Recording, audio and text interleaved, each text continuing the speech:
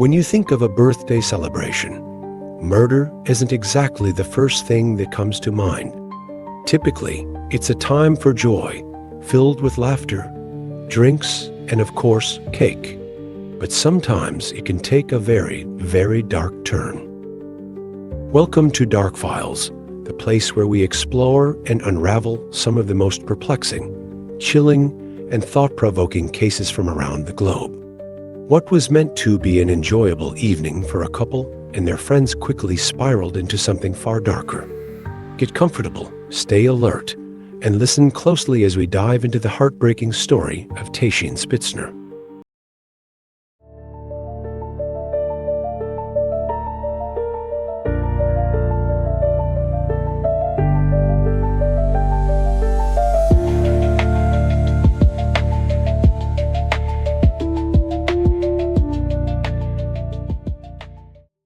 Get ready, because we're heading to Brazil.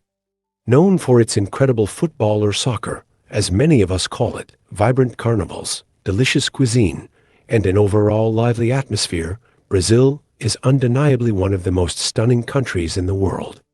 But like anything else, beauty comes with its darker side. While homicide rates have dropped significantly in Brazil, which is certainly positive, there's an alarming new issue emerging: femicide. This refers to the killing of women as a result of domestic violence. Sadly, this crime is on the rise, as highlighted by a 2019 report from the Brazilian Public Security Forum. But this isn't isolated to just one area. The World Health Organization reports that 1 in 3 women across the globe have experienced violence from their partner at some point in their lives. Thankfully, many women are able to recover from such abuse, but Tatiane Spitzner wasn't one of them. Tatiane Spitzner, 29 years old, was a successful lawyer living in Guarapuava, a city in the mid-south of Pará State, Brazil, with a population of 182,644. It is also known as the largest municipality in the state by area. She had been married to her husband, Luiz Felipe Manvaler, for just over 5 years. At 32, Luiz was a university biology lecturer and a strong advocate for a healthy lifestyle, regularly participating in various physical activities that he considered essential.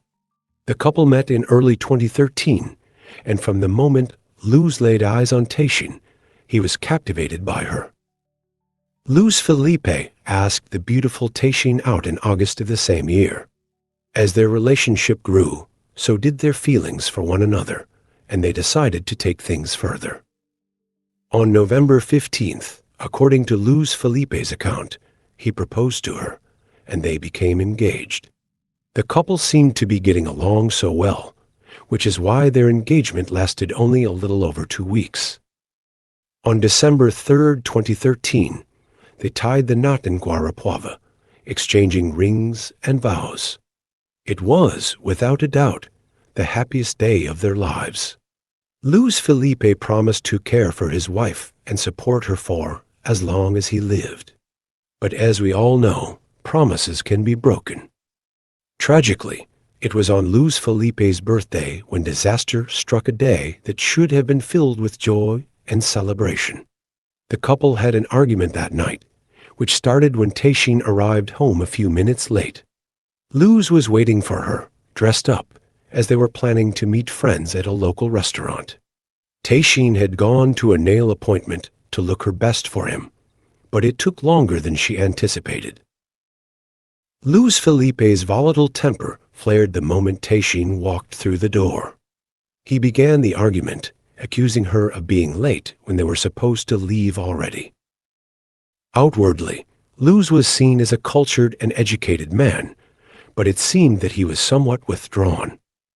Unlike Tatiane, who had a large circle of friends and family, Luiz was the complete opposite. Very little was known about his past in Guarapuava. The only things that were clear were that he had a brother and a sister. His father had passed away a few years prior to 2018, and his mother was struggling with cancer. Businessman Marcelo Virtuoso, 35, who owns Play Fitness Gym in Guarapuava, recalled that Luz Felipe would come to the gym, say hello to a few people, work out, and then leave. He wouldn't talk to anyone. Manvila was truly passionate about physical growth. From the beginning of the year until now, he's gotten really big, Virtuoso explained. The police even discovered a significant amount of anabolic steroids in the couple's apartment. Many have speculated that his sudden bursts of aggression and short temper might have been a side effect of these illegal substances. Psychiatrist Adriano Sigel from the endocrinology clinic at Hospital Das CL Nikos noted, "The use of steroids can lead to psychiatric disorders, irritability, and also to transient testicular atrophy by increasing his testosterone levels. It was hard for him to control his anger. However, it's important to understand that this does not excuse what would later transpire." The couple eventually arrived at the restaurant where Tatiane's friends were waiting. After exchanging birthday wishes with Luz Felipe, it seemed as though tensions had eased, and they were on their way to having a pleasant evening. According to Luz Felipe's statement, they both drank that night and became a bit tipsy. Some reports, however, suggest another argument occurred when Tatiane found what she believed to be evidence of her husband communicating with another woman on Instagram. In his defense, Luz Felipe explained that when they arrived at the restaurant, he posted a story on Instagram announcing it was his birthday. He claimed that several messages came in, including some from women, though he accused Tatiane of being overly jealous. As with all stories, there are always two sides. Now, let's take a moment to talk about Tatiane. One of her closest friends, 35-year-old Juliana Santos, publicly shared that Luz Felipe was the one who displayed jealousy, even resorting to physical violence. Tati was very reserved with personal matters, but with me, she opened up. The first time she complained about Luz Felipe, she said that his jealousy bothered her, Juliana told the police after the tragedy occurred. When Luz Felipe's jealousy began to escalate, Tatiane was living with him in Germany while he pursued a graduate degree. The reason behind his possessive behavior remains unclear, but one thing became evident. Their relationship started to deteriorate due to the growing distance between them. Tatiane and her friends became less communicative and drifted apart. However, when the couple returned to Guarapuava, Tatiane reconnected with her friends. Tati called me in November to congratulate me on my birthday, and she already wanted to meet me for coffee. At that point, the complaints became more incisive. She even talked about divorce because she was so scared, but the bureaucracy that comes with it made Tatiane dismiss the idea, her friend recounted to the police. On March 8th, International Women's Day, Tatiane and Ju met at the gym and made plans for another coffee outing. Things were becoming more serious, Julianne explained. Tatiane opened up. She said Luz Felipe was treating her terribly, belittling her in front of others, always trying to contradict her, and even admitted that he had come to hate her. Everyone interviewed in Guarapuava, even those who weren't particularly close to her, described Tatiane as a person without any evil inside of her, the kind that trusted others and saw the good in everything. You could tell the most incredible story, and she would believe you. Tati was cheerful. She loved parties, trips, and friends, so much so that on the day the tragedy unfolded, those who knew her well were certain that this was not a case of suicide. So, what exactly transpired between Tatiane and Luz Felipe? Let's take a closer look at the case. After the argument that escalated into a heated dispute, the couple made their way back to the Golden Gate building in downtown Guarapuava, where their apartment was located. Security cameras around the area captured the entire event in clear detail. The footage shows a car pulling up in front of the building, and as soon as they stepped out of the vehicle, the husband slapped his wife several times across the face. Despite Tatiane's attempts to fight him off, she couldn't overpower him due to his physical strength. The violence didn't stop there. The husband continued to assault Tatiane once they were out of the car. The brutal attack continued in the building's underground parking lot. Tatiane tried to defend herself, but her husband was far stronger, and she couldn't escape. She attempted to flee, running through the parking lot, but he chased her down, grabbing her and continuing to strike her. Tatiane managed to get to the elevator and desperately tried to press the button to close the door, hoping for safety. But that didn't happen. Her husband caught up with her and entered the elevator just before the door closed. Inside, Tatiane was in the corner of the elevator, clearly terrified. The elevator started to rise, and it seemed her husband had calmed down momentarily.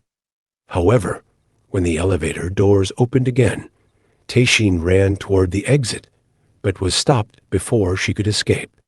He grabbed her again and pulled her back inside, preventing her from fleeing. The footage clearly shows how desperately Tatiane tried to escape the violent grip of her husband, but his steroid-fueled strength overpowered her.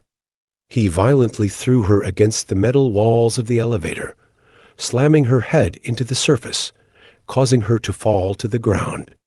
These were the final moments captured on camera as Tatiane was still alive. Shortly after the violent events inside the elevator, the couple exited and entered their apartment. While the exact events inside are unclear, the outcome was devastating. It appeared that around 15 minutes had passed since they left the elevator.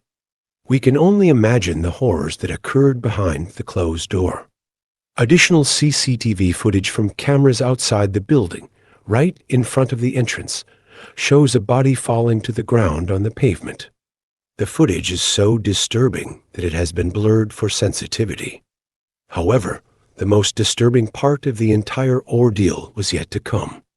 In a state of confusion and panic over the consequences of his actions, Louis Philippe left his apartment. He descended, exited the building, and retrieved the body from the pavement, dragging it back inside. He likely hoped that no one had witnessed the gruesome scene. Moments later, the killer is captured on camera transporting Tatiane's lifeless body into the elevator, placing it on the floor, and raising his hands in what seems to be a false display of regret and shock. Of course, this was all staged for the cameras. Upon reaching his floor, Louis Philippe removed the body from the elevator and then returned with a cloth to wipe what appeared to be blood from the walls and floor. These actions are even more chilling when considering how easily he tried to erase all evidence of his crime. Afterward, the perpetrator attempted to flee, heading back downstairs to his car. Louis Philippe drove away from the scene, but was soon apprehended by the police after multiple residents reported seeing a man carrying a victim's body from the sidewalk. One eyewitness even recalled hearing the husband shout, "My love, wake up." The murderer drove a long distance of 185 miles 300 kilometers away from his apartment building. He was quickly located only because he crashed his car on the highway. When questioned about why he fled, Louis Philippe claimed he ran away because he was too traumatized by the sight of his wife jumping from the balcony. According to the investigation, no signs of any chemical reactions were detected in Tatiane's body before her fall. There were no traces of adrenaline or cortisol, which would typically indicate fear or the awareness of falling to her death. Experts concluded that Tatiane was already deceased by the time she hit the ground.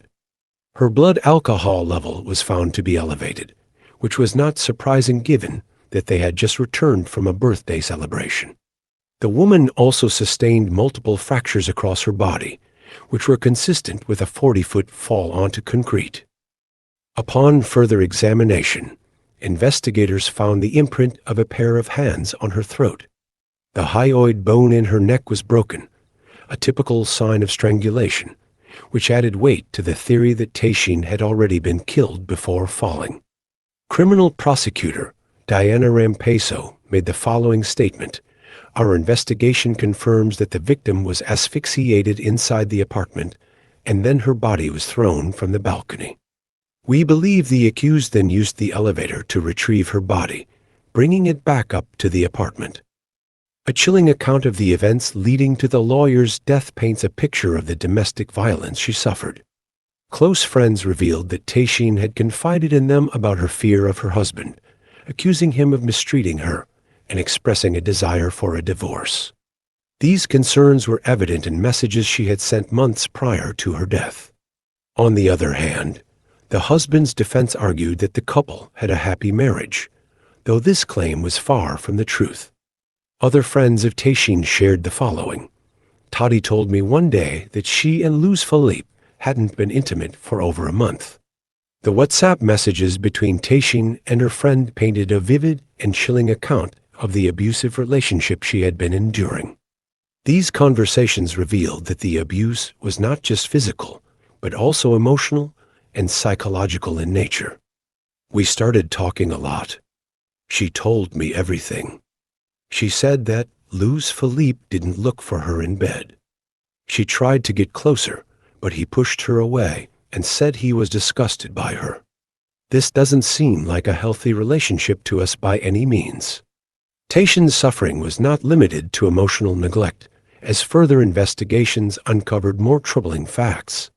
According to witness reports and the deputy's complaint, the victim's husband used to call her humiliating nicknames such as albino dung for her skin color.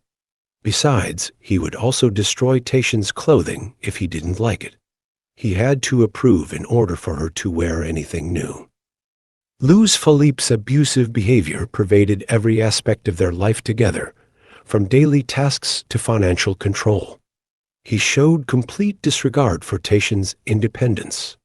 Louis practiced all forms of violence against Tatiane Spitzner. The suspect did not help her with any of the housework, not even to carry the groceries. Also, when she requested that they hire someone to come and clean the house regularly once a week, he refused, telling her that she had to be the one to do it.